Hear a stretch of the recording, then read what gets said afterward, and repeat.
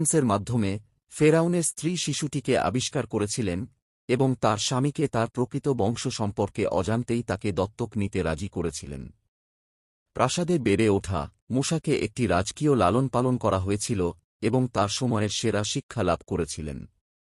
তিনি পরিপক্ব হওয়ার সাথে সাথে মূসা তার ঐতিহ্য সম্পর্কে সচেতন হন এবং ইসরায়েলীয়দের দুঃখকষ্টের জন্য গভীর সমবেদনা অনুভব করেন। একদিন একজন মিশরীয় একজন ইসরায়েলীকে প্রহার করতে দেখে মূসা হস্তক্ষেপ করে এবং ঘটনাক্রমে মিশরীকে হত্যা করে।